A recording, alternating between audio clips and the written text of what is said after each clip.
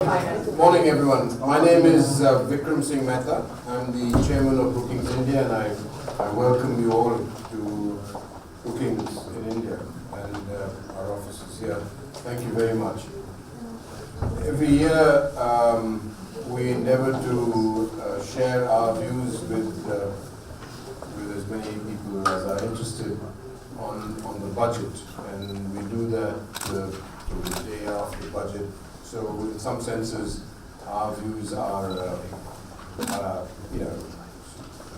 our personal reactions to what is a statement by the finance minister that still requires some sort of detailed analysis. And as you all know, the statement itself will go through a number of iterations when it's debated in Parliament.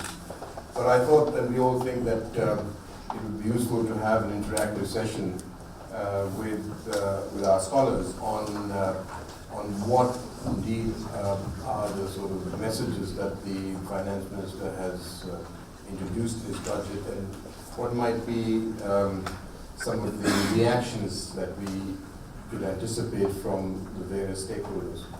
I mean, the finance minister's announcement yesterday has been made against a very, you might say, uncertain backdrop. The world is a risky place and it is getting riskier, and I don't think anyone would debate that. In India, the economy has also, in some senses, faced some uncertain sort of developments, demonetization, of course, being the most prominent, most significant of it, and we're still seeing the consequences of that. But that is not the only sort of major development. Under the surface, we are seeing that private investment has stagnated. Our export growth has come down. And public investment has not really taken off and picked up and filled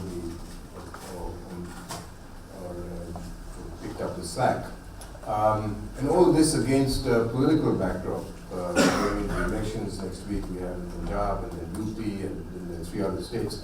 So the question that everyone was asking is, what will the finance minister say yesterday against this sort of somewhat uncertain backdrop? Will he be able to meet the demands of fiscal prudence? Will he be able to generate the kind of incentives required to trigger public investment? What is he going to do to incentivize the private sector to actually start to reinvest? Does he have clear messages on how he's going to declog the banking system and reinvigorate the credit sort of flows? I used to be in the energy business for a long while, and of course the question that I keep asking myself is, will there be some new measures by which he can, in some senses, stabilize the energy sector, bridge the gap between our surging demand for energy and the reality of sputtering supplies, and also, of course, the very unhealthy linkage between economic growth, energy demand, and environmental implications. Will he, in other words, be able to weaken that linkage? Will there be steps that he will take to introduce greater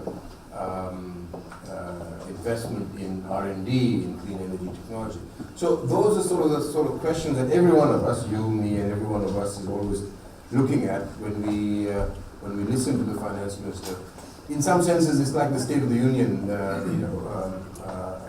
statement. We don't have that, as you know. But this is arguably the one statement that's listened to carefully by the middle class and the upper class across all social segments, not just business, not just government, but also the public at large. And so this is also the opportunity when the government gets to actually announce what it sees as the emergent trends and how they're prepared to tackle it. So we thought we should have this conversation with all of you, and I'm delighted to introduce to you my colleagues Dr. Harshvardhan Singh is amongst our most eminent economists. He's also, of course, the executive director of Brookings India. He joined us in August. Earlier, he was the Deputy Director General of the WTO for 8 years. And before that, he was in the government as a regulator. He drafted the Communication Regulatory Act. So Harsh is a well-known trade economist and a macroeconomist. Dr. Shamika Ravi is also an economist, a development economist, and has written extensively on issues related to health and education. She used to be a professor at the Indian School of Business, and she's been with us actually for now almost 3 years. And Dr. Rahul Tongia, who was earlier with the Carnegie Mellon University as an assistant professor. He joined us also about 3 years ago. His expertise is in energy. And then I am a kind of a filler here. I'm not a scholar, I'm not an academic, but I have sort of straddled that world in my previous incarnation as an oil and gas sort of energy person involved in oil and gas energy. So I'm going to request Harsh to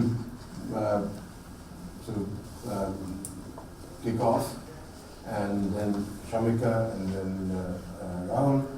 My suggestion is that you please correct me if you wish to change this sort of format.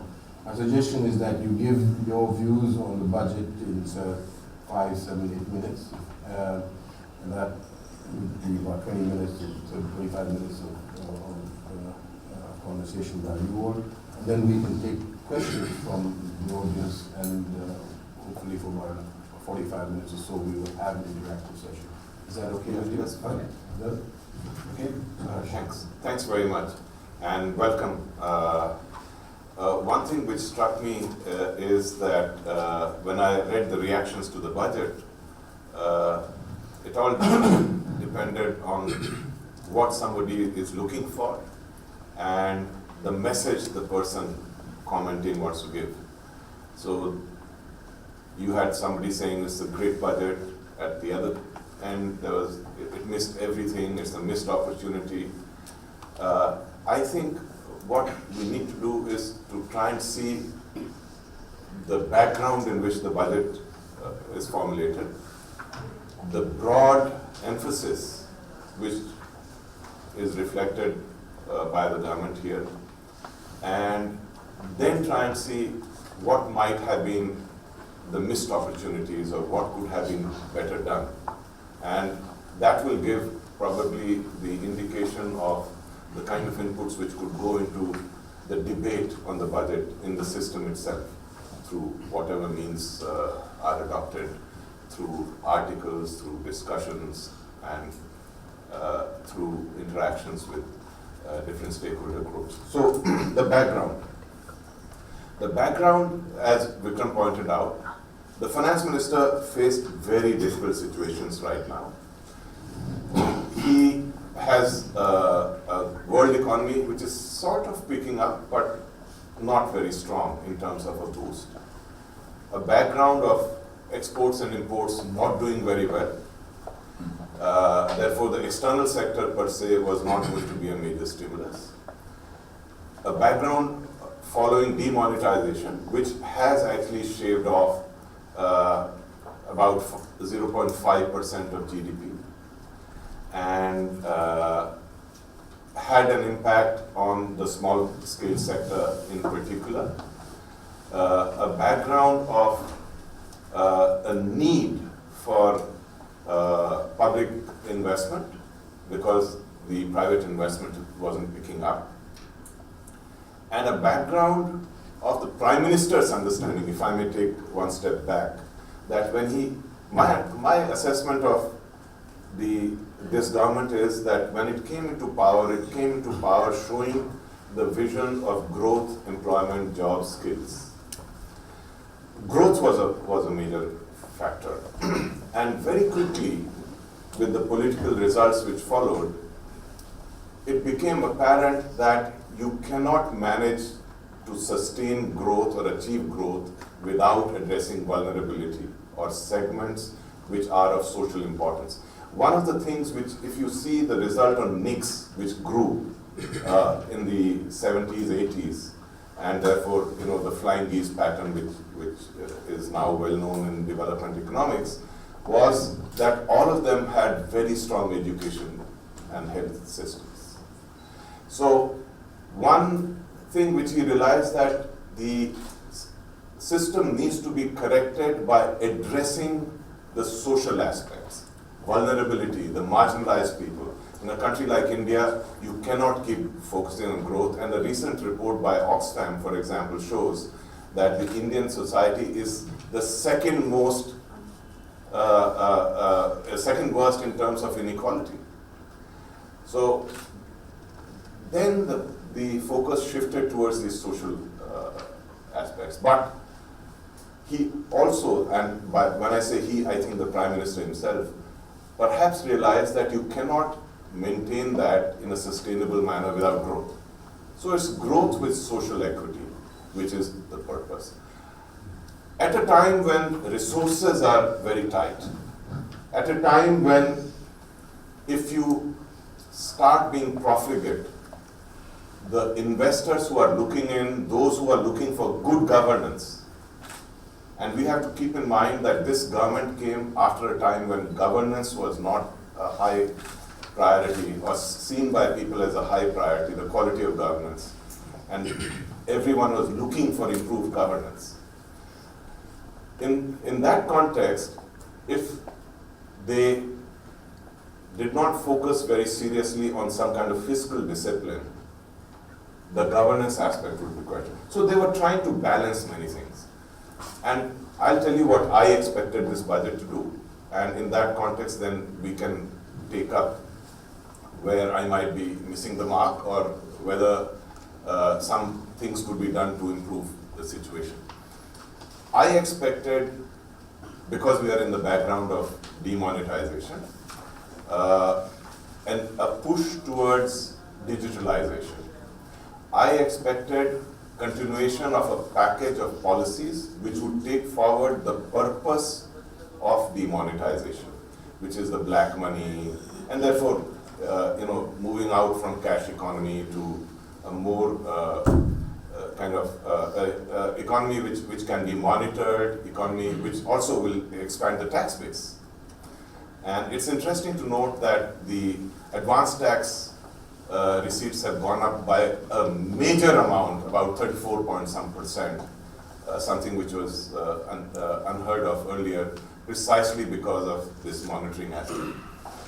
Therefore, these two were special components. Now I come back to the focus on jobs, the focus on marginalized, on the poor, and the fact that in an economy like India, you cannot go ahead without focusing on agriculture. So there are schemes to address vulnerable sections of society. There are schemes which address women, which address scheduled caste, scheduled tribe. These are peculiar to India. They address health schemes, they address education schemes, so the social segments, and the jobs and skills. So jobs, the perception is, come far more from the small and medium, micro, small and medium enterprises. And you cannot continue in a society without actually equipping people to be jobbable or employable. Therefore, skills become important. And so these were the kind of things which I expected to happen, and this budget has focused on these four aspects. In that sense, if I look at this focus, it's a large impact focus. Then I come to two parts which I also expected. So one is something for the corporate sector, and something which would rationalize the personal income tax regime, or make it easier for people, especially in the background of demonetization. On the personal tax regime, the only change made is, or two changes. One is the 10% tax slab has been made 5% for the lower middle class, up to the lower middle class. So again, it's the purpose could be, as the finance minister announced, that virtually, more than 90% of the taxpayers are actually in that bracket. So I'm trying to give them a little bit more. But given the tight fiscal situation, I'm going to fund it by putting a surcharge on another category, which is the slightly higher category. So it's a shift of burden there. Not very much of an innovation, but a little bit shift of larger amounts of income in the lower middle class pockets. Corporate tax, again, he's focused on SMEs. Something which was a tax of 30% has been made 25%. If you register as a company up to a particular threshold. So the focus again is on easing the burden on the smaller operator and providing an impetus towards jobs and growth in that segment, which again, as you said, is about 90% of our, so informal sector is about 90%. Gave a little bit of money for addressing the stressed assets part of banks. When I start looking at this, to me, these are segments where perhaps more could have been done. The other criticisms which I've read are, okay, he has increased here, but he has not really increased it too much. Or, it's really the same amount of money, but transferred through different mechanisms. So I also see an emphasis on improving infrastructure, improving effectiveness of expenses, using existing institutions and working on with that existing infrastructure base to provide further and improved facilities and services in agriculture in particular, or irrigation, etc. So if I take a look back, I think he's looking at social equity. He's looking at components which lead to longer term or medium term boost to growth. The emphasis, in my view, is correct, because you cannot manage sustained growth without this. Then digitization, he has made some important changes. In addressing the black money component, the biggest change he has made is on political funding. People say, hey, it's very easy to get around it. But what I say is, in India, when reform takes place, the impact should be seen not with a threshold of 100%, but say between 40 to 80%. I mean, if you're nearer 80%, it's a very large impact. Otherwise, at least 40 should take place. So I stop at this right now. To me, the overall package is a large impact package, because it's both the quality and the scope and coverage as such. What could be done in future, perhaps the foundation has been laid in these sectors. But on taxes, I think more could be done. On excise tax, etc., he said GST is coming in, so I can't do very much. I looked at the customs types. As Vikram said, one of my areas of primary interest is trade. And again, I see the changes in a manner which perhaps could be further rationalized and simplified. So while the general thrust is towards rationalization, policy improvement, in parts the government has gone in ways which still show a mindset of not moving adequately in that direction, especially in the tax regime. So I'll end with that. Thanks. Good morning. Do I need to be softer? Yeah. Thank you all for coming. This has become an annual event for us, and we're very, very happy to translate some of the budget for you, which is what I'm going to try and do.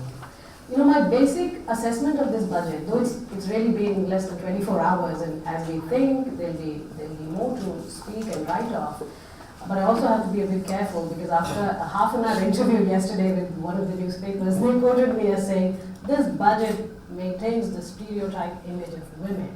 And that was too lofty a statement to allow me, but in any case, I will speak about gender and how this budget, in some sense, looks at the moment. But let me broadly say that, for me, this was a plumbing budget.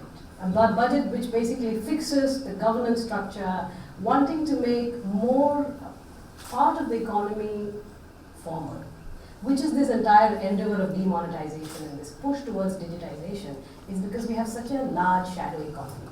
Cash is it's a culture of doing business in India is cash driven. Of course, there's some amount of political funding statements which you made, and I can sort of evaluate that for you later on. But movement away from cash towards more formal transactions has to be the norm, has to be the direction in which the government moves.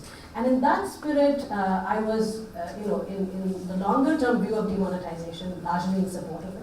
The implementation, of course, could have been a lot more better.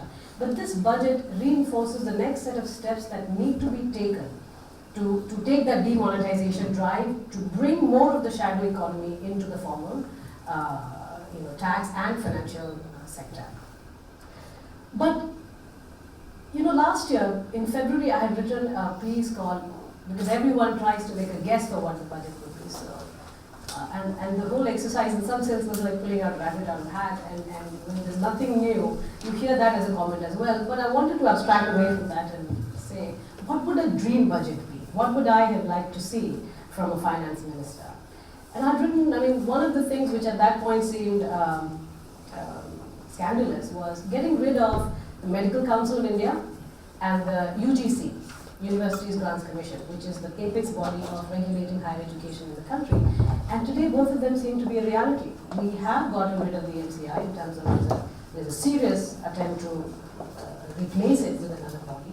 And in yesterday's announcement, the finance minister talked about restructuring the UGC in very fundamental ways, which basically means we are going to move away from the centralized planning and regulation of higher education towards an accreditation-based system, which you're familiar with, because particularly in terms of in the US markets or the Western European higher education market, accreditation is really the way to enforce quality of higher education, which is outcome-based, which is not necessarily how much you spend. It really is an outcome-based.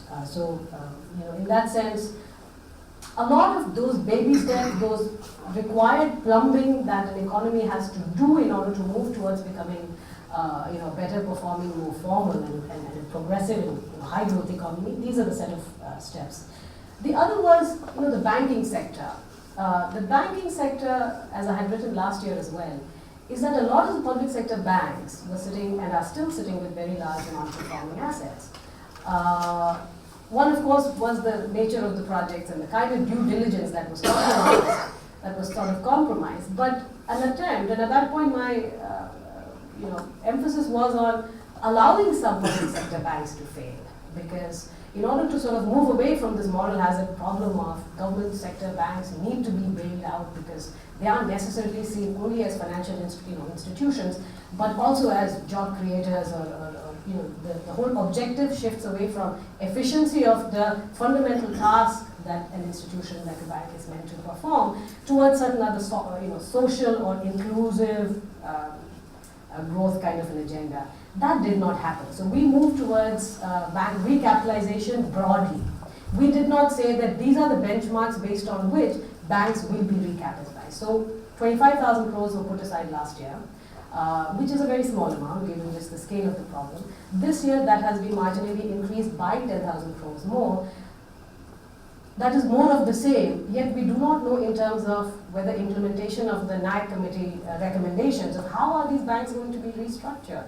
How is the governance of these public sector banks going to look fundamentally different after this entire restructuring as it did before they accumulated all these NPAs. So again, you have to get into the details of beyond allocating amounts, how are some of those fundamental changes going to come about? And that for me is a greater curiosity factor. Health. Health has been my focus area of interest. In this budget, health allocation has increased by 22.5%. That partly tells you the baseline is very low, so the spending obviously has to increase, but it's an incredible improvement and I laud it. Of course, we now have to see where does it go.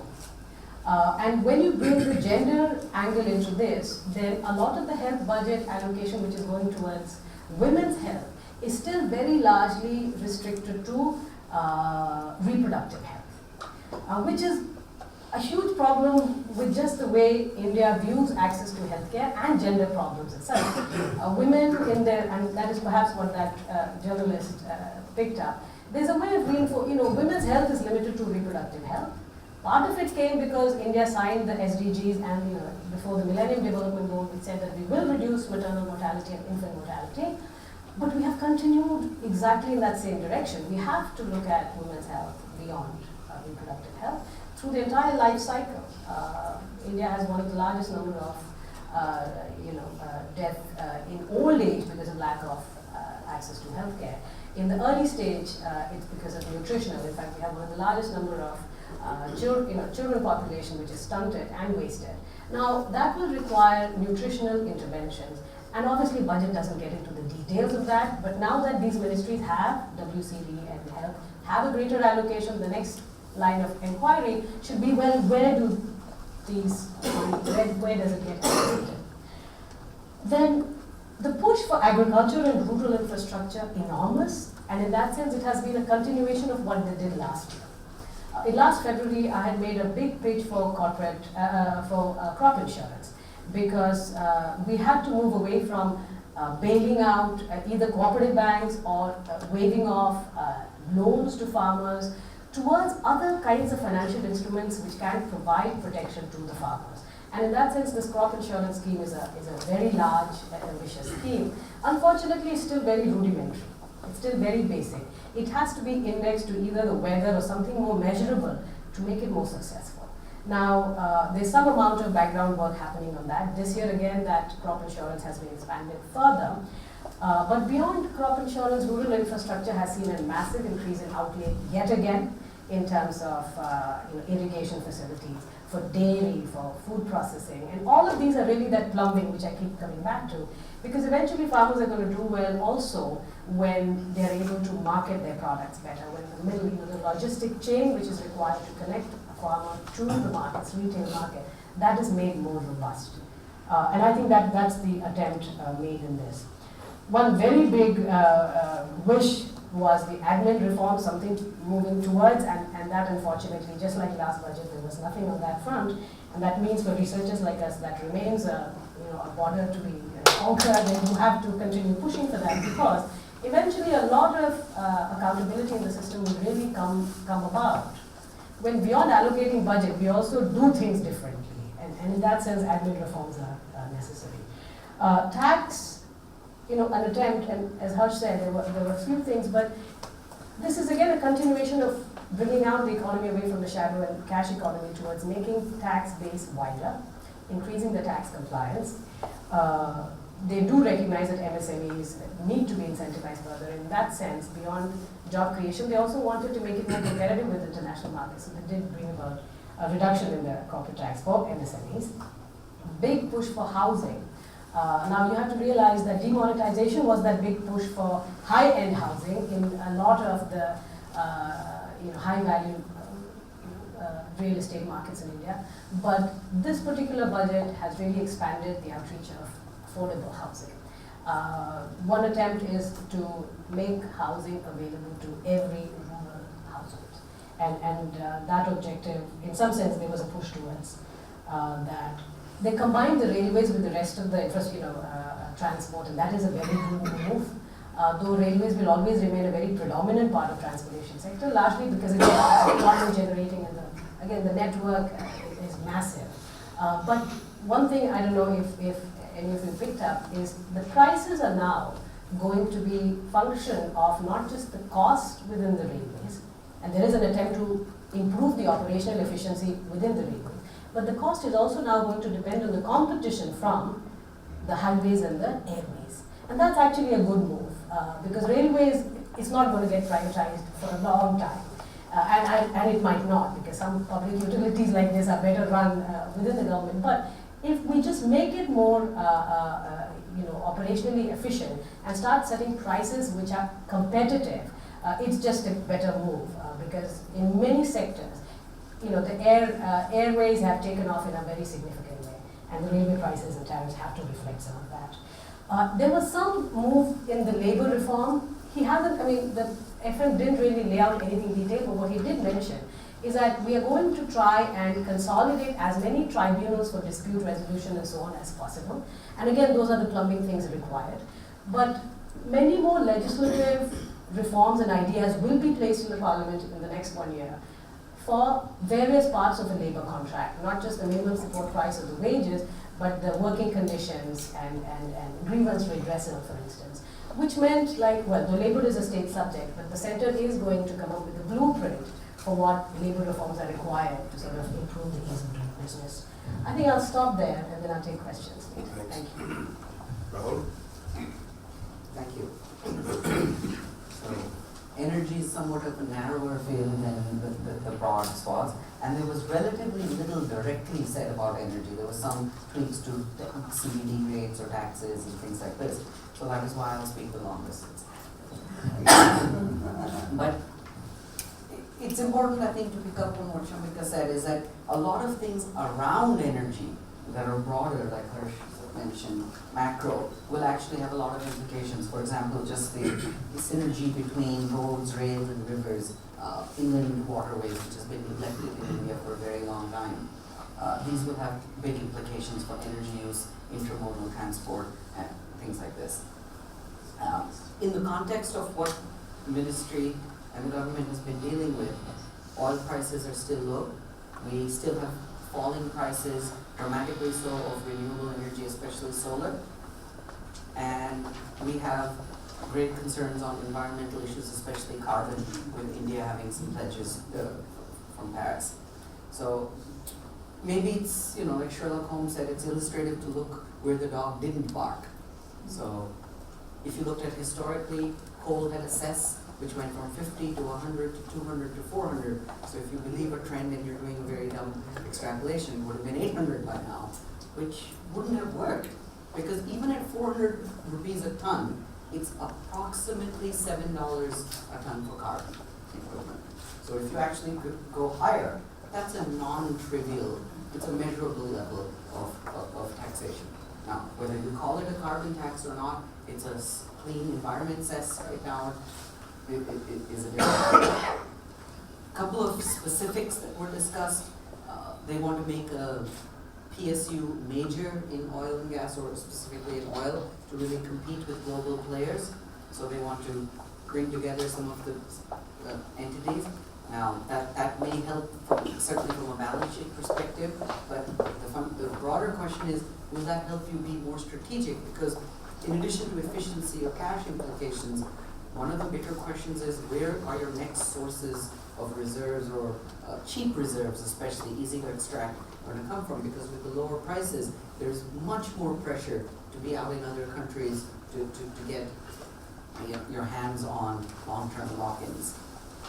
There was talk of a strategic petroleum reserve, enhancing it in fact to 15 million metric tons, which is 100 million barrels. So that would be in the order of 7.5% of imports. So that would be substantial. The US has a SPR, which is in the order of 10%. Now, the bigger question that's unknown is, how is it to be operationalized? Meaning, when you draw it down, the US has, I believe, never drawn down their SPR. So some scholars critique it, that is this the right instrument you want to use? What is it doing? Is it a price or is it a pure security sort of hedge? There was talk of the next tranche of solar, which would be 20 gigawatts, but 20 is of course a subset of the 100 gigawatts that are planned. So this may not be anything new, but more business as usual that's becoming operationalized.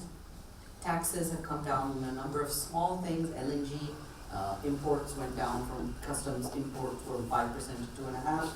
LED bulbs are likely to get cheaper. The glass used in solar panels are likely to get cheaper. There were some reductions on specifically fuel cells and biogas systems. So that prompted a question, is this a case of doing moonshots in technology, or is it special interest? Because these are relatively narrow. It may be better to have broader support mechanisms independent of whether you're doing biogas or biomass or non-gasification biomass, and so even other clean energy forms. If you looked at the amount of money being spent on all these schemes, they have in the order of 10,000 crore being spent on two big government flagship schemes for the electricity sector. One is the Deen Dayal Upadhyay, which is the Rural Electrification Scheme, and then the other is IPDS, Integrated Power and Development Scheme, which is the urban electricity sector. So these total about a little more than 10,000 crore, which isn't, it's large, but it's not very large when you put it in context, which is what are the electricity subsidies, electricity losses, food subsidies, which actually mask a lot of energy subsidies. So I don't want to focus on the specifics, but food subsidy was 1.5 lakh crore. But what about the electricity subsidy that's embedded into keeping food prices where they are? So if you do an order of magnitude, please don't go by the exact number. India has a generation of around 1,100 billion units or kilowatt hours of electricity, and on average loses 1 rupee per kilowatt hour sold. So this is gross generation, the sales are about 30% less. So order of magnitude, you're talking of 70,000 crore losses. Is all of that due to agriculture? That's a debatable question, but certainly there's a lot more room for looking at these sorts of issues from a systems perspective.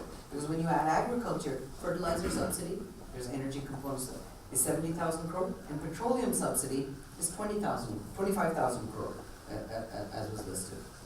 Now, what these mask is not only a systems level look at this, but also internal distortion. So in electricity, it's not just that agriculture is subsidized, but people are overpaying, which impacts your competitiveness, which impacts your make in India very, very strongly. We've been doing some analysis on that, and the numbers make you realize that in most countries, especially the West, industry should pay the least, but in India they're overpaying, so that impacts your competitiveness quite a bit.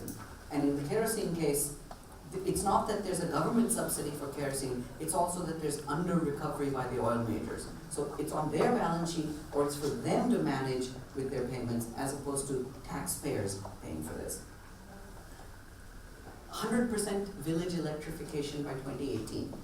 That's a very positive sort of an announcement, but one has to step back and say, what is the definition of electrification?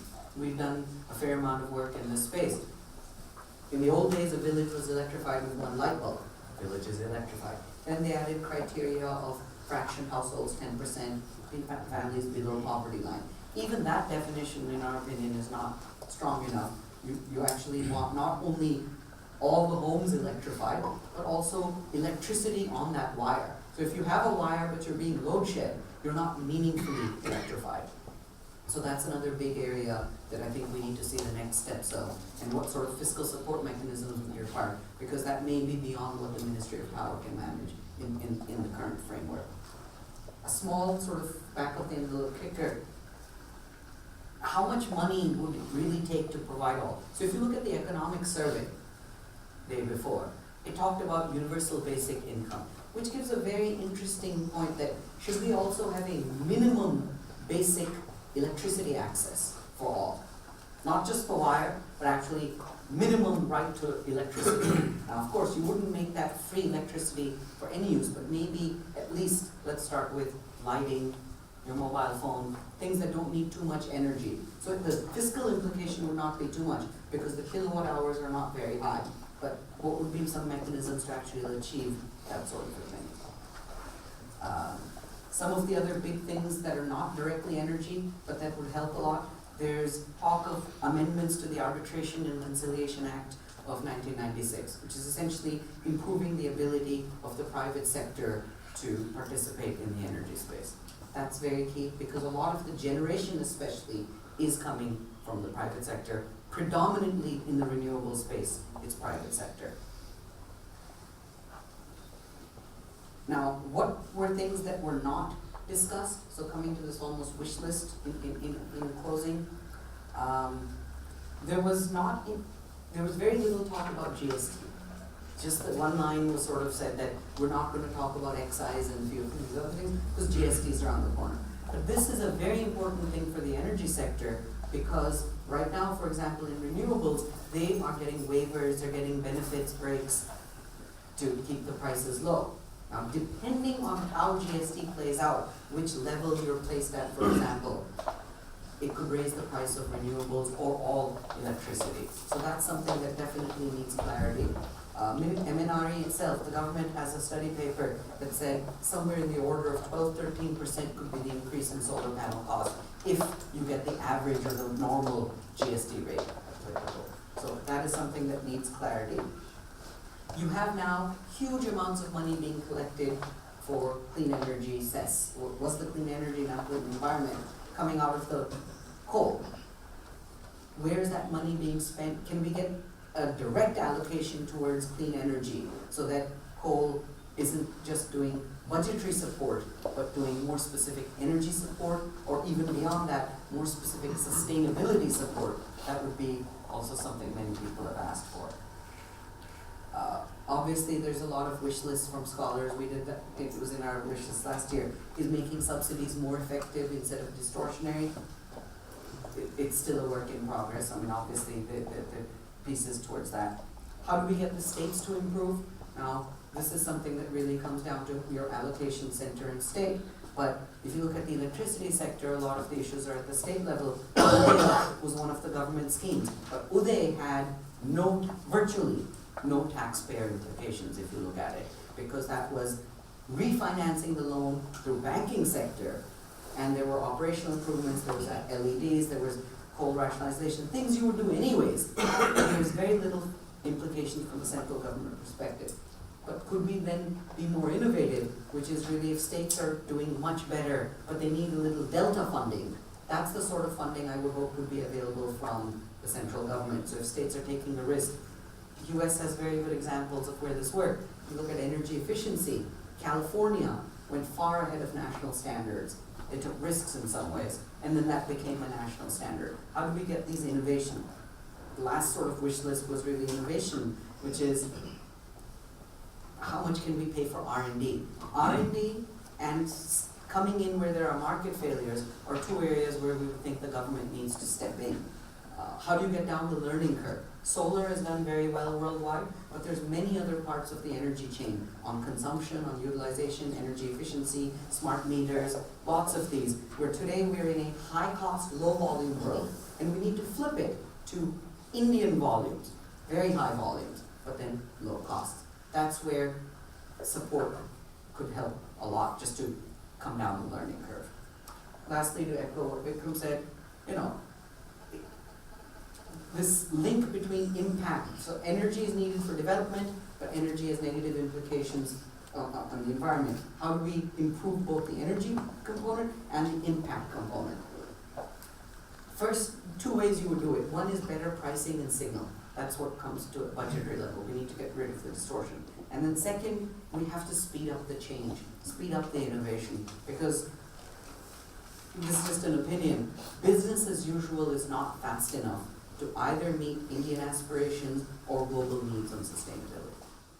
Thank you, Rahul. So, I'm going to throw it open to questions, but I just wanted to add a couple of points to what Rahul said. From my perspective, there were I was very pleasantly surprised that this was not a populist budget.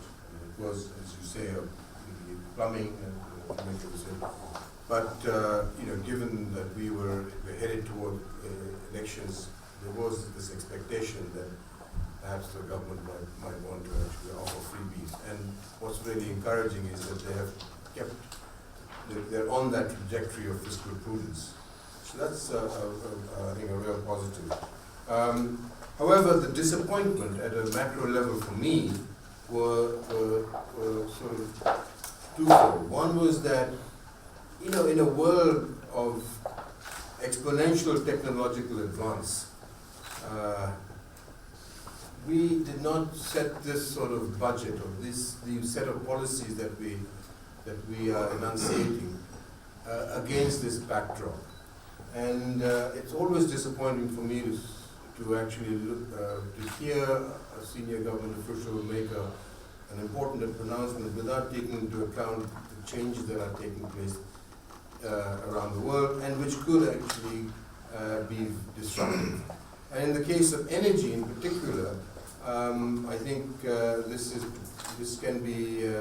important to sharpest relief, because the sort of changes that are taking place around the world in the technology, in energy, could be fundamental to India, and the fact that we still are not able to set our energy policy within an integrated framework that links the fossil fuel, fossil fuels with non-fossil fuels is a disappointment. I do believe that we're just not spending enough money on technology, energy technology, and clean energy technology.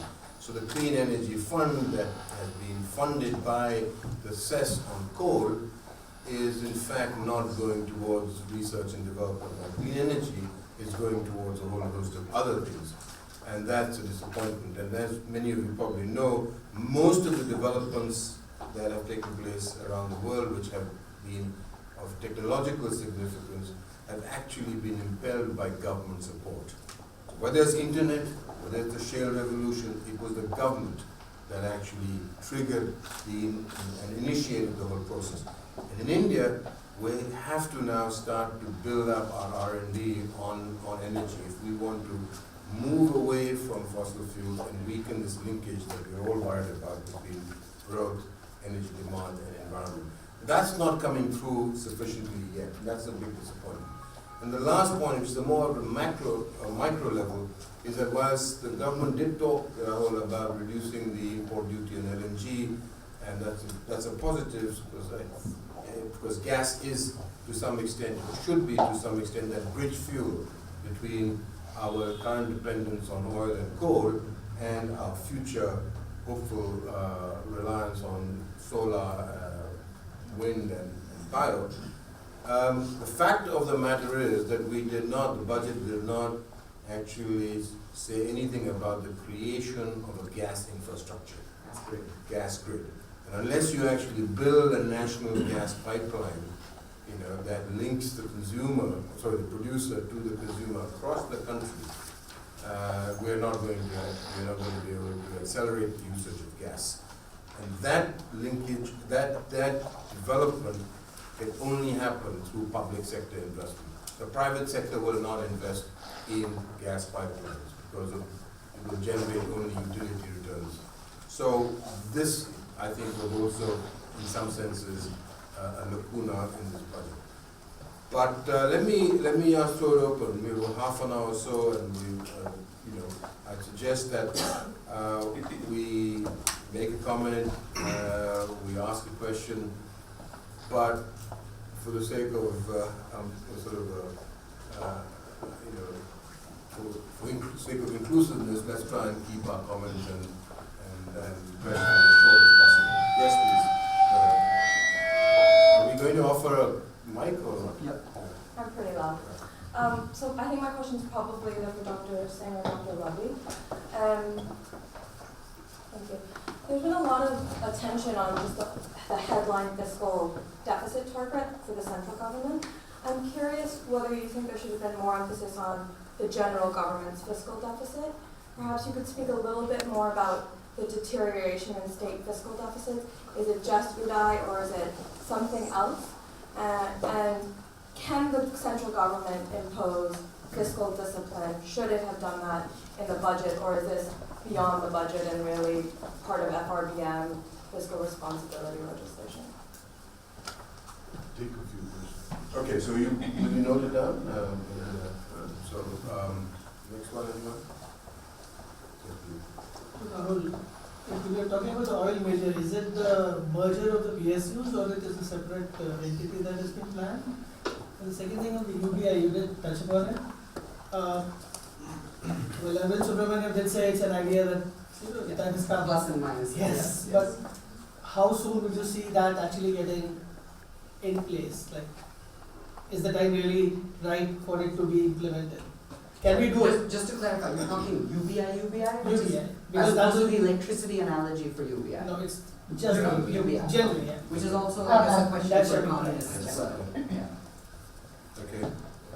And one more if there is, and then we just, okay, why don't you answer those first Yeah. two questions? You'll address first and then I'll. Sure. So let me start with the second.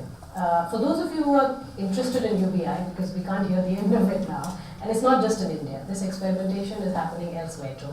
In fact, there's one in Finland where they've given to 2,000 households randomly, because you wanted to be universal, so there's no targeting.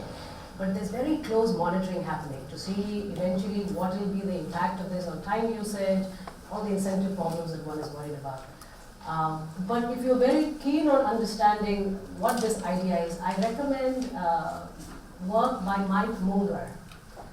He's a scholar in California, and he has this incredible podcast from Stanford, which is on the UBI and the nuances of UBI. And the relevance for India is it couldn't be better timed. It just came out last week.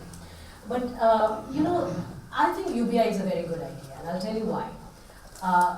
India has never had such a vast network of digital network and identification network in terms of just the infrastructure and the platform on which some of these things can be mounted. So because of the Jan Dhan accounts and the Aadhaar platform and the mobile connectivity, targeting, if it indeed has to be targeting, we can do it far better than we've been able to do it in the past. There are many subsidies, there are huge leakages, we constantly keep hearing about leaky buckets. So this might really be the move towards rationalizing the subsidies in India. And towards that effort, I think this is well-intentioned. Obviously, it will depend on eventually not the fact that we can't roll out a UBI, but the problem will be UBI will only be successful if you indeed shut down the other subsidy schemes which are happening. Now, while we've had UBI presentation by Arvind, and a lot of us have been writing about it as well, but this budget, the allocation for National Rural Employment Guarantee Scheme went up from 40,000 crores to 48,000 crores, which is actually a significant increase. Some of it was really also meant to offset, the decline in casual employment in urban areas and construction sector because of demonetization, because construction sector almost always employs people on cash. So that sector has seen a sort of a bust. These people have mostly migrated back into the rural areas and they're going and demanding work on the work sites. So in some sense, enhanced government resources are required to soak in that excess demand for NREG work. But so on one side there is talk of rationalizing, but on the other side we have also just expanded this huge flagship subsidy scheme. And you can't have UBI and NREG because they'll both be massive and it's a gun versus butter debate at the end. Now whether it will be universal or whether it will be targeted, it could even be revenue neutral, so all of us could receive certain amount of money but then eventually we get taxed and it doesn't amount to a distortion. However, the optics and the politics of it is pretty bad. I mean, imagine if now you had these billionaires of India receiving UBI checks. I mean, it just doesn't go down too well. In otherwise a very populist, the kind of politics we have here is very populism. So I don't think it will be universal. In that sense, it really will be more like an unconditional cash transfer. Or the direct cash benefit, or the direct benefit I mean, we've been giving so many different terminologies to exactly the same idea, which is take away from all kinds of subsidies and targeted towards UBI. I don't think the experimentation is likely anytime soon, but maybe a pilot here, a pilot there might get the discussion moving, because there is some momentum gathering within the policy circuit for UBI. It will be huge. Can you, should we answer the question, the first one? Yeah. No, on UBI itself, just very quickly, the finance minister was asked, how long? It's exactly the same question which was asked. And he said, no, we still need to have the system there. So the next question was, has the time for it not come? He said, no, the time for it is now. And you cannot implement UBI. One is this, shifting the air in the balloon from one part to the other part and making it more efficient in some sense, expanding the size of the balloon itself through effectiveness. So, but the second is to actually have the mechanism to make it happen, and that will take some time. You see how the digitization debate itself has gone. On the other thing, the finance minister did mention the state deficit also. But this is more addressed probably through some kind of incentive systems, through the finance commission recommendations, etc. So when he talks about fiscal responsibility, the fiscal responsibility in terms of states is there at the back of the mind, and the center and states do interact in that context, because ultimately those who evaluate the system, like you have raised this issue, take a look at both these. It's also the signal which the center gives, which becomes relevant for the states. So I think once the NKC committee report is looked at in greater detail, the direction will be fiscal discipline. There will be discussion with states on that. The numbers are monitored. The discussion already takes place. It's not as if it doesn't. But perhaps with the signal which is going, that look, we got to keep that discipline, will lead to certain kind of incentive systems also on transfer of funds being made. So the formula which translates into how much funds are going perhaps may change with the finance commission looking at it subsequently. It has already done that. I mean, Gilkar chaired finance commission had done it before that also, and so the focus has continued.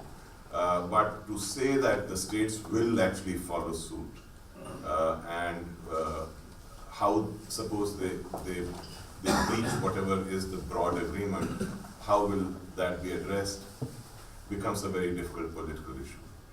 But the thrust is towards that also. It's the overall discipline rather than just this. As they did in the case of Make in India, they actually had focal points in the center which interacted with each state to address problems which were arising and point out the strengths. So some kind of mechanism is already there, the incentive system is there, the idea is there. The issue is to make it happen. The other thing is that states actually, if you see the analysis of state deficit shows that actually it's not really unmanageable. The state deficits is not in such a bad situation. That's what I learned just about a few months ago from the data which was shared. But the idea that overall deficit is important, not just the sector one, is something which is very much part of the mainstream thinking. But I'm not an economist, Asha, but I sometimes worry that the numbers that we have heard yesterday are sort of based on data that, of course, the finance minister had prior to demonetization, and that the full effect of demonetization hasn't yet worked its way into the economy, and that when it does, we're going to find that maybe the revenue collection is less because the impact of is far more severe than what anyone has anticipated.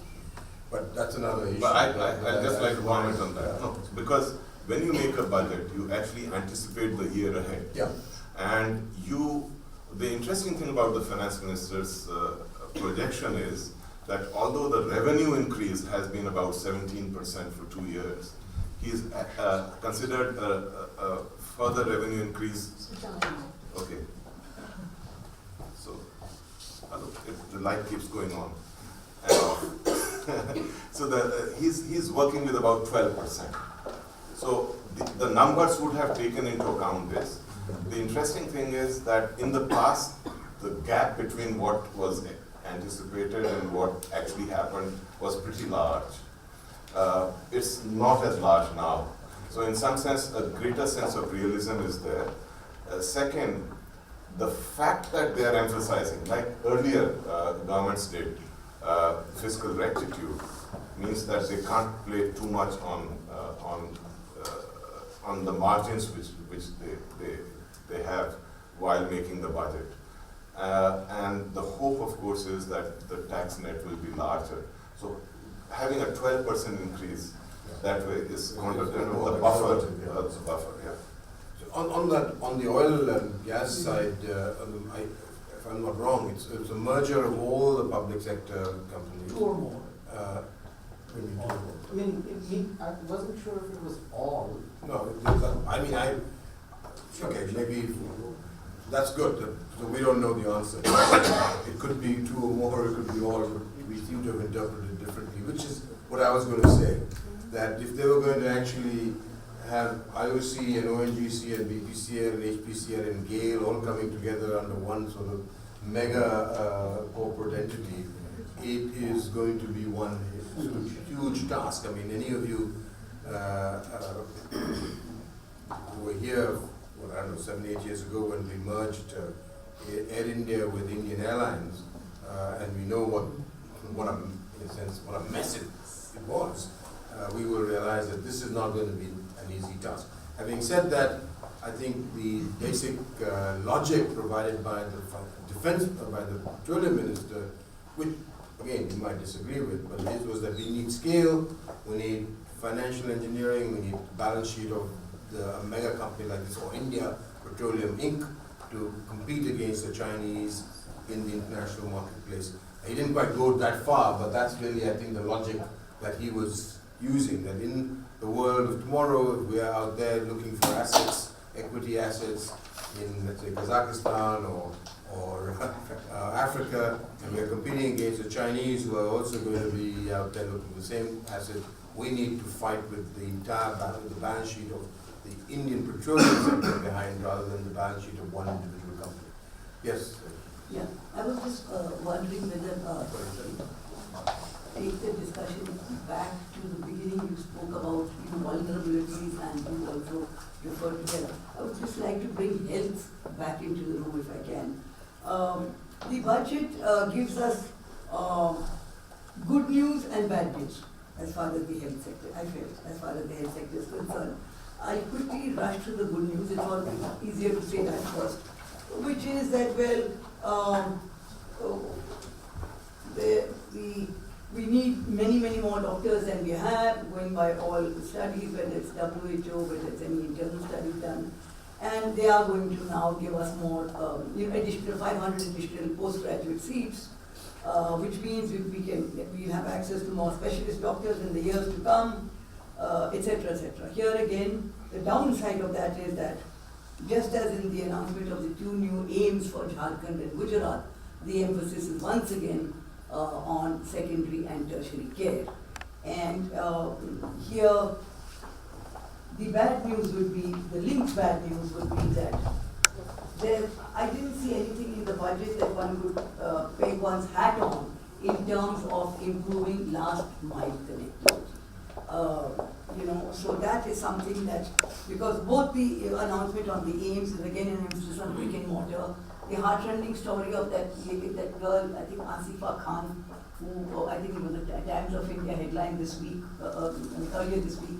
She said she made it to many medical colleges in the country. She opted to go to AIIMS Bhopal, and she's been studying in AIMS Bhopal for 4 years now, and they haven't had a single lecture on surgery, they haven't had a single field visit because the resources and the equipment and the staff is simply not there. So we are going on adding more and more AIMS, and we in the health ministry used to feel while certainly there are states which need access to referral hospitals, but then not at the cost of of weakening primary and early secondary health care.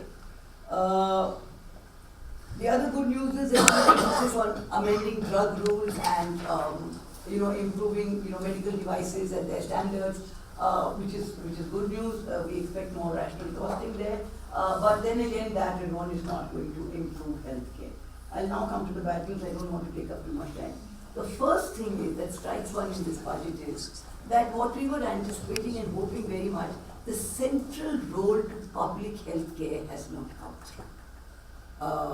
That is what we were hoping, particularly in the quote-unquote, Swachh Bharat, Abhiyan.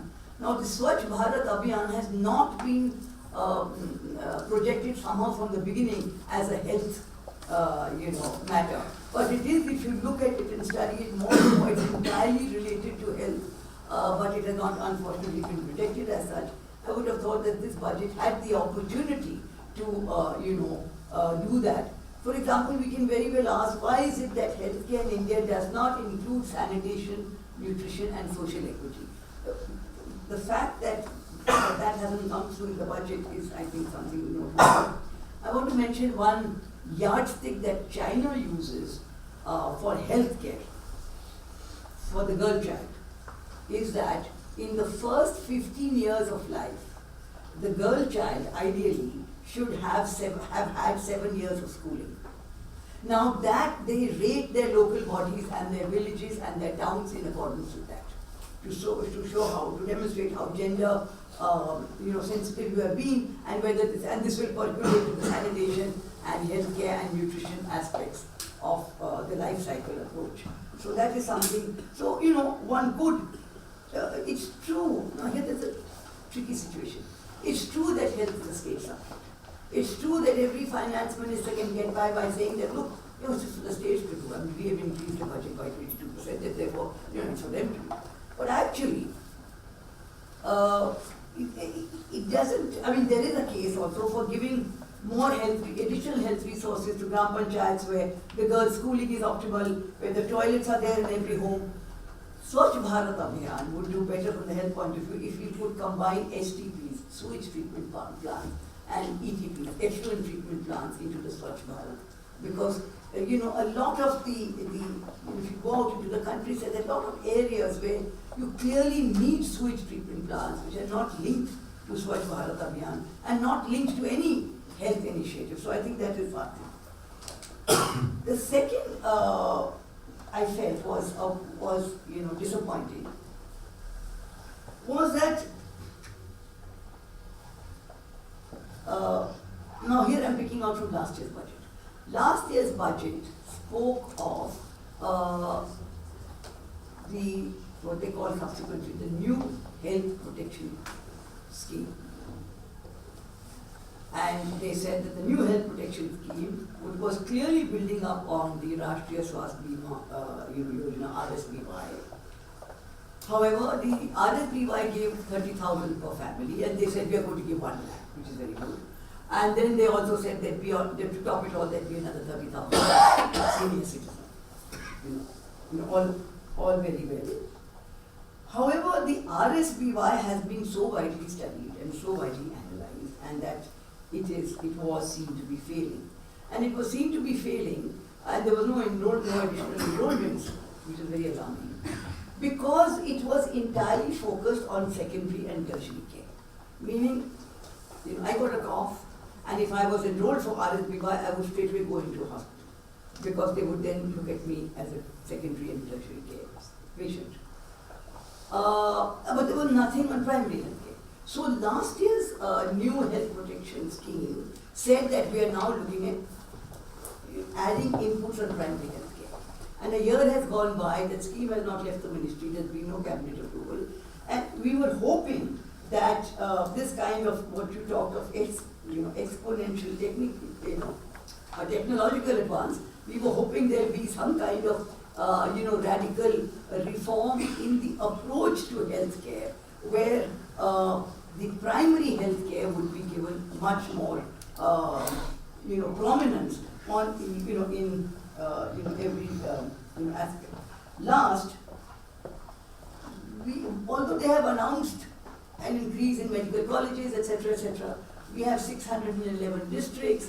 Last year's budget and the years before that, there was talk of district hospitals being upgraded very significantly so that each district will have a near medical college. Each district hospital will have a teaching component, will have all that it requires over the years. It can't be done overnight. Over the years, they will become mini medical colleges, so that you don't need to go very far. And then I remember some of us did a back-of-the-envelope calculation. We said that's absolutely stupendous, because then you can use the National Health Service kind of example, where midwives from the field are brought up to district level medical colleges and are retrained and given refresher courses, and therefore the maternal mortality and IMR and NMR, all of that gets boosted up.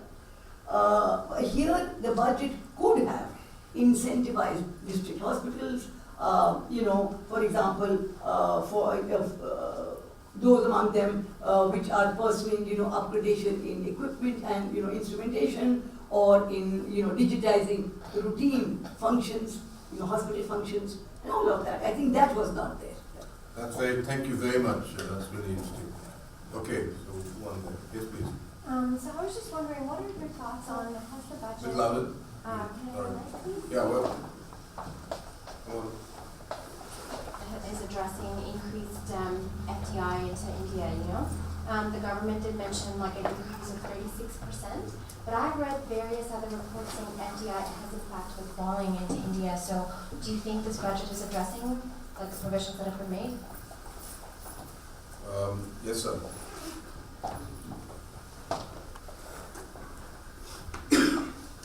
My question is to Dr. Tonje. You touched upon the Uday scheme. What do you think is the performance so far of the Uday scheme? Do you think that improved the efficiency of the discom and the things so far? Yes, sir. Good.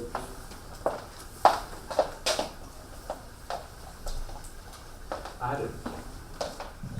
had a question for Dr. Ravi regarding the budget and gender. So you touched in your remarks on the impacts on women from the health perspective. Just wondering if there's any other parts of the budget that you think are impacts, or perhaps if you think there was something that maybe could have been in the budget that wasn't. So, for example, in terms of participation in the workforce.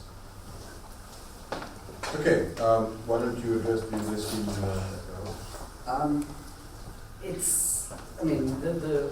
The disclaimer is Uday is still a work in progress, in the sense it's got a time frame.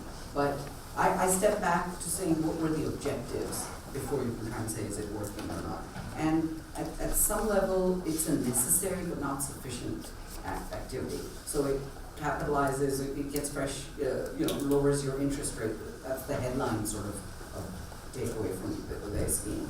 But the harder question I think that relates to what you're seeking is, has it helped beyond liquidity towards solvency? Because ultimately that's what that will matter. And the jury, I think, is still out. You have had a report of a post-Uday default, and so that's not promising news, but at the same time, it's very hard to say, well then without Uday it could have been far worse. So I think it's a little premature, because states are now finally, they have gotten the first round with the refinancing of the capital, but has that led to greater availability of new capital for new generation capacity, for improved efficiency? That's where I think the jury is still out. This is purely speculative opinion, we should shut off the recorder. I think it will be like Harsha said, that 30-40% sort of range, and that'll be a good, amazing achievement. To expect more would be unrealistic. You address the gender question? Sure. Actually, I'd like to comment on what you said. When it comes to healthcare, we have known all of this for the last at least 10 years. The fact that we need to move towards primary and so on, there have been tons of papers, so I don't think it's a lack of knowledge. I must say though that within the current establishment, repeatedly for third year consecutively, I think the health ministry has abdicated its role in terms of pushing the health agenda. Okay, I really am putting my neck out, but I think that's what's happening. In fact, to some extent, that gap is now being filled marginally by Niti Aayog. So there is an attempt towards trying to understand how to regulate hospitals, because overdiagnosis is a problem. Over-dependence on tertiary care, all of this is a concern. But increasing coverage from 30,000 to a lakh, I mean, these are low-hanging fruits. If you find the budget, why bother with plumbing? Just increase the coverage. And I think that is partly maybe interest groups. I mean, I don't know. But I think health ministry definitely needs to play an active role in promoting all of these wonderful things you just said. In terms of gender, besides reproductive health, this was an announcement the PM made on the 31st, New Year's Eve, that pregnant women will get 6,000 rupees for institutional delivery. It really is a marginal enhancement of a Janani Suraksha Yojana, which has been running for 10 years now. So it's really not that new. It's also again limited to reproductive health of women, and it's not more. But beyond health, by the way, wellness centers they have promised. Now, what will come out of those wellness centers? 1 lakh wellness centers. Again, the details are missing, and that's what's more critical. Gender, there was some emphasis towards skilling, in that sense, there was one mention that the Women and Child Ministry, the allocation to that ministry has gone up to 1.84 lakh crores. But that's one ministry, again, which has not been very creative in coming up with schemes or programs beyond what we have been doing mostly in health for a long time. And I think it is really the government capacity or the ministerial capacities within these two ministries, which is then therefore not getting translated into policy announcements. And a lot of these funds, by the way, are sitting unused. I don't think it's a finance problem. You really do have to get creative, and in that sense, gender has not yet found the policy priority within Indian economic policy as it should. I think gender inequality in this country is a bit of a chronic ailment, which people have begun to live with. It's just that bad pain which you've had for 30 years now, and you refuse to take care of it. It's become a little bit like that. It will require champions to go out and sort of promote. But other than that, if you look at rural infrastructure, if you look at skilling in the broader sense, these will impact women. NREGA employment, women are 55%, and they were stipulated to be only 30%. So it just tells you that if NREGA allocation has increased, it will impact women marginally more, because now they are majority in the workforce in NREGA. But this wasn't really targeted towards women and women's problems specifically. So just one observation, sorry, the systems view that Vikram talked of. So FM talked about 8 districts in Haryana and Chandigarh being kerosene free. So that needs to tie back into healthcare. It's not just an energy problem, because there's an indoor air pollution. If you use biomass indoor, ingestion is a very big problem for children. So there's so many lenses with which, I mean, we do this all the time looking at electrification. The amount of money it takes to actually provide the electricity to those who have a wire but no juice on the wire. It's actually very little if you're giving lifeline. So this is like UBI equivalent, where you say, look, you nowadays have LEDs, they're very efficient, charge your mobile, maybe a TV, basic sort of minimum need. It's not that much energy. You spend more than that delta on kerosene subsidies. So if you could actually link the kerosene to the rural, to actually the electrification side, that would be a very sort of game-changing sort of way of doing it. Thank you. Yeah. I'll just FDI. No, I'll address FDI a little bit more. On FDI, I remember to think that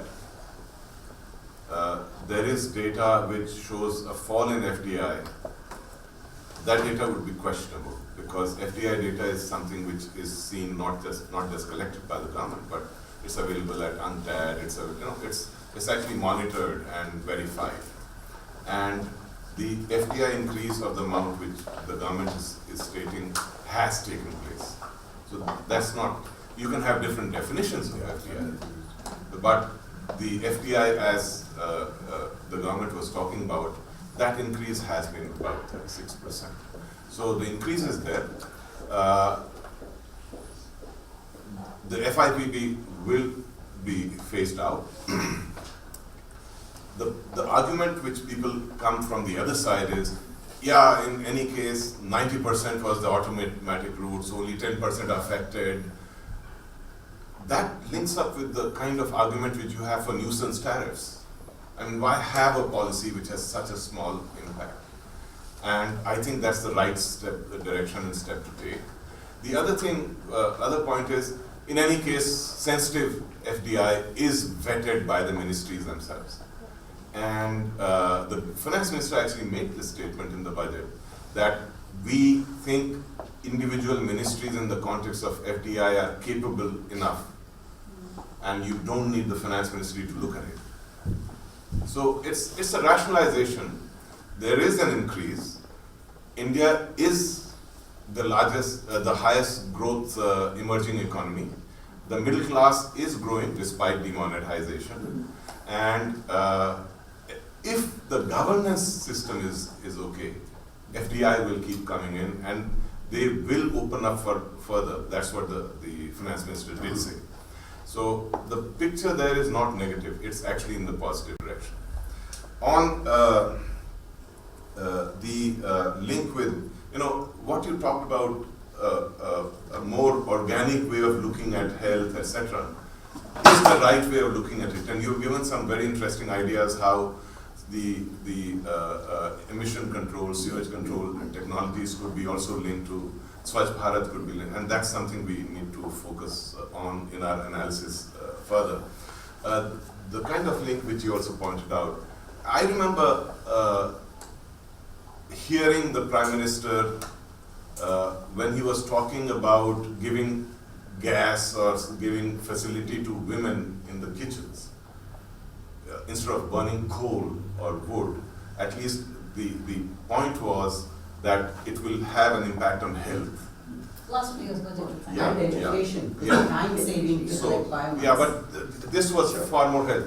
And I remember working on this issue when I was a student, and that was 40 years ago, where the eyesight was very adversely affected if you cook with coal. So you go blind much earlier, etc. So there are health-related aspects. And yeah, so the issue is recognized, the emphasis is there, but I don't think the framework is seen in that way, especially by the implementing agencies as yet. So we need to do more work. What I've been thinking since yesterday is that budget is an allocation of resources. How effectively it is implemented, because this budget is also an effort at improving the effective implementation per se. Not in every area, but in most of the places that is a focus. So maybe, Shamika is working on assessing the quality of health services in district level hospitals. She has about 1,000 hospitals data. We are working similarly on other areas on indices. Whether we could also think of what would be, and this links up with the idea of the state and the center also, and incentives, whether we could think of some kind of index analyzing which scheme is announced, what is the state of implementation, say 1 year later, and also whether we can have some reasonable index of implementation. So focus goes on going towards the curve, outer limits of the curve, through some kind of innovative mechanisms, rather than announcing something which has a potential of 100 and just staying at 40. So that's another innovative governance phenomena I think we should study. So should we take just one more round of questions? What do you think will be the predictable and perhaps surprising outcomes of rolling out GST in the middle of the fiscal year? Anyone else have a question?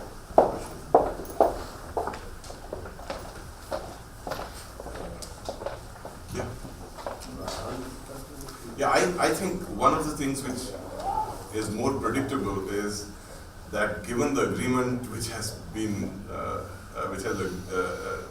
which now is on the table, for many commodities, the tax rate is going to go up. At the same time, the reach of the tax net will be much wider, and it will lead to digitalization and efficiencies.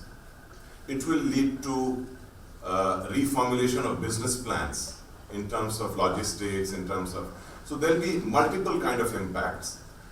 What we have to really see this is, and I don't see this as the final point, because ultimately what we have to see this is as a framework and agreement amongst different parts of the federal entity to move towards something which is far more efficient. So there will be efficiency gains. The immediate impact will probably be an increase in prices of several parts, decrease in some. But I see the net efficiency gains, say in about a couple of years, etc., to be net positive. Because the way we have divided, there was a study which came out in the context of trade facilitation, that the limitations which we have amongst trade amongst different countries, in India, the extent of limitations are far higher in country trade.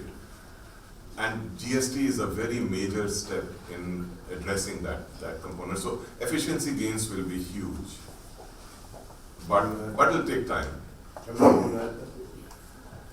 Well, it is really a rationalization, and in that sense, it sort of simplifies a lot of the confusion that we have within the tax structure. But actually, there's something that has been bothering me in terms of the last question in terms of this budget. A lot, in fact, when we say what will be the effectiveness, Harsh, I view that a lot of the announcements, such as there will be a movement towards a national assessment of educational outcome. We will have a new institution which is going to do the testing. Testing will be taken away from CBSE and AICTE and all these other power bodies who will only now deal with education, right? Testing is really an evaluation. It's an assessment of what these schools are doing, and that's one. The second is, based on whether a village is 100% open defecation free, piped water will be provided. By the way, piped water provision, it has been established, was like the Industrial Revolution in terms of kicking up productivity across the globe.